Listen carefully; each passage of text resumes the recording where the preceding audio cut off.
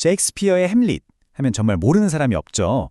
수세기 동안 수많은 사람들을 사로잡은 불멸의 고전인데요. 오늘은 이 너무나도 유명한 비극을 한번 완전히 다른 각도에서 들여다보려고 합니다.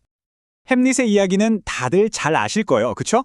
그런데 오피리아의 이야기는요? 그녀의 이야기도 혹시 잘 아시나요? 바로 이게 오늘 우리가 파고들 핵심 질문입니다. 자, 그럼 먼저 우리에게 너무나도 익숙한 주인공, 바로 햄릿부터 시작해볼까요? 도대체 그는 왜 그렇게까지 고뇌해야만 했을까요? 햄릿 하며 뭐니 해도 바로 이 대사 아니겠어요. 사느냐 죽느냐 그것이 문제로다. 정말 유명하죠. 이 짧은 한 문장 안에요. 그의 모든 내적 갈등이, 그러니까 삶과 죽음, 또 복수라는 그 무거운 짐 사이에서 얼마나 괴로워했는지가 전부 담겨 있는 거죠. 사실 햄릿의 딜레마는 그냥 복수해야지 하는 단순한 영웅 이야기가 아니에요.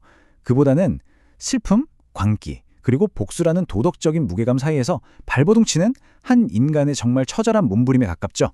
그래서 그는 단순한 영웅이 아니고요. 끊임없이 망설이고 깊이 생각하는 굉장히 복잡한 인물인 겁니다. 좋아요. 그럼 이 비극의 세계가 도대체 어떻게 펼쳐지는지 일단은 햄릿의 시선을 따라서 한번 빠르게 훑어볼게요. 햄릿은 복수 비극이라는 장르에 속해요. 이게 당시에는 꽤 유행했던 형식이었거든요. 이 장르의 특징이 뭐냐면 주인공이 복수를 하려고 하다가 결국엔 자기 자신은 물론이고 주변 사람들까지 전부 파멸로 이끌게 된다는 거예요. 뭐랄까, 결말이 이미 정해져 있는 길을 가는 거나 마찬가지죠. 그의 복수 과정을 보면요, 크게 4단계로 나눠볼 수 있어요. 첫째, 아버지 유령이 나타나서 명령을 하죠. 이걸로 시작해서 둘째, 미친 척하면서 조사를 시작하고요. 셋째, 연극을 하나 올려서 살인자의 죄책감을 딱 확인합니다. 그리고 마지막, 이 복수의 칼날이 결국에는 궁정 전체를 피로 물들이는 그런 끔찍한 비극으로 끝나고 맙니다. 자, 여기까지가 우리가 아는 햄릿의 이야기예요. 그럼 이제 이야기의 초점을 한번 확 옮겨볼까요? 이 거대한 햄릿의 비극 안에서 오피리아는 대체 어떤 모습이었을까요? 여기서 정말 흥미로운 지점이 있어요. 우리가 오피리아 하면 떠올리는 가장 유명한 이미지가요. 그녀가 살아있을 때의 모습이 아니라는 거예요. 바로 이 그림처럼 그녀의 죽음의 순간이죠. 이 이미지 때문에 오피리아는 그저 아름답지만 비극적이고 또 무력한 인물로 우리 머릿속에 딱 박혀버렸어요. 셰익스피어 원작을 보면 오피리아는 굉장히 수동적이에요. 주변 사람들 말에 이리저리 쉽게 휘둘리고 결국엔 햄릿의 복수극에 희생되는 인물로 그려지죠. 솔직히 말하면 가끔은 그냥 햄릿의 비극을 더 극적으로 만들기 위한 하나의 장치처럼 느껴질 때도 있어요. 그래서 원작 속 오피리아를 보면 몽환적이고 낭만적인 비극적 이미지 속에 박제되었다는 표현이 정말 딱 맞는 것 같아요. 철저하게 남성 중심의 이야기 속에서 그녀의 목소리는 들리지 않고 그저 비극을 완성하기 위한 도구처럼 남게 된 거죠. 하지만 말이죠.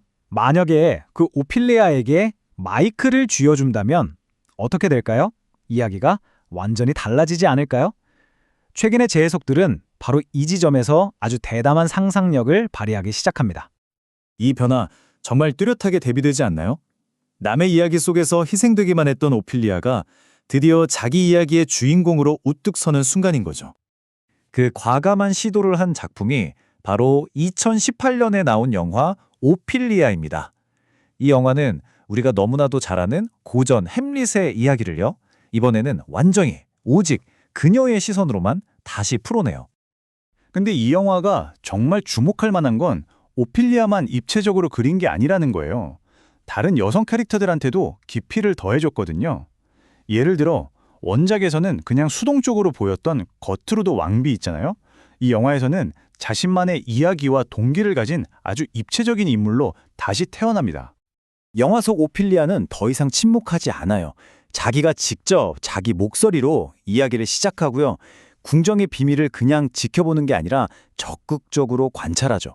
그리고 마침내 왕의 죽음에 얽힌 진실을 파헤쳐서 그걸 햄릿에게 전달해 줍니다. 이야기에서 가장 중요한 역할을 하는 진짜 주인공이 된 거예요. 자, 그럼 이런 생각이 들죠. 우리는 왜 이렇게 오래된 이야기를 자꾸만 다시 꺼내서 이야기하는 걸까요? 그 이유가 뭘까요? 이런 재해석은 원작을 틀렸어 라고 지우려는 게 절대 아니에요. 오히려 그 반대죠.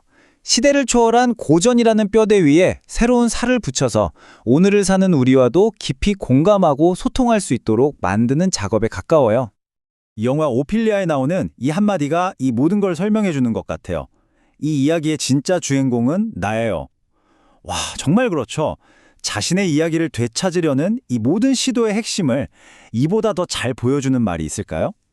그래서 마지막으로 여러분께 이 질문을 던지고 싶어요.